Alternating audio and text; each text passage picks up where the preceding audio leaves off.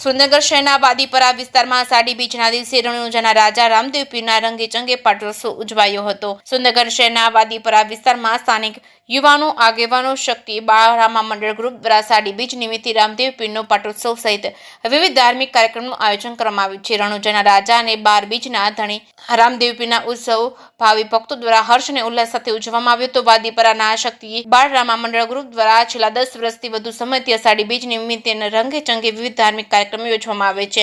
રામદેવ પીરના પાટોત્સવમાં આરતી મહાઆરતી રામદેવ પીરના પાટ દર્શન તેમજ રથયાત્રા સહિત મહાપ્રસાદ વિવિધ ધાર્મિક કાર્યક્રમો યોજવામાં આવે છે। રામદેવ પીરના ભાવિ ભક્તોએ મહાપ્રસાદનો લાભ લઈ ધન્યતા અનુભવી હતી તેમજ સમગ્ર માહોલ જય રામદેવ પીરના નાદ સાથે ગુંજી ઉઠ્યો તો સમગ્ર ધાર્મિક કાર્યક્રમને સફળ બનાવવા માટે આશીષભાઈ નંદાસિયા તેમજ મુકેશભાઈ સહિત બાળરામા મંડળના સેવાભાવી યુવાનો અને અગ્રણીઓ આગેવાનો ભારે જહેમત ઉઠાવી છે। જે કેસની ગુજરાતી સાથે મહેશ ઉતરિયા, સુરેન્દ્રનગર।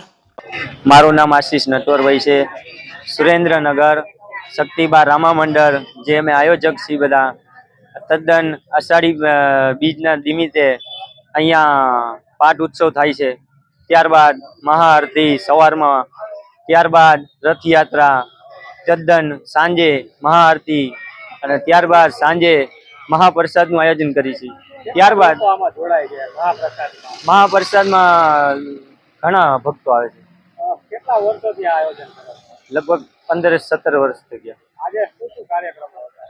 આજે સવારે મહાઆરતી, ત્યારબાદ શોભાયાત્રા 4 વાગે। મારું નામ મુકેશભાઈ છે।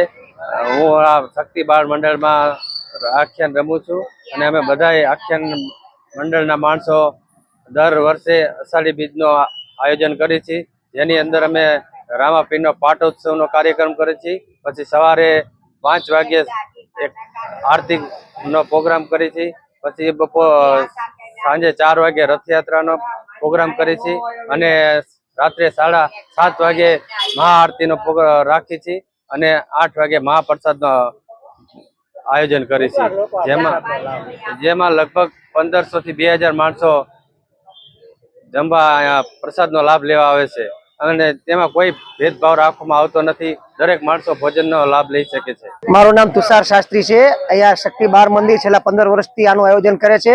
આ આયોજન બહુ ખૂબ સરસ રીતે બાળ મંડળના કાર્યક્રમો કરે છે।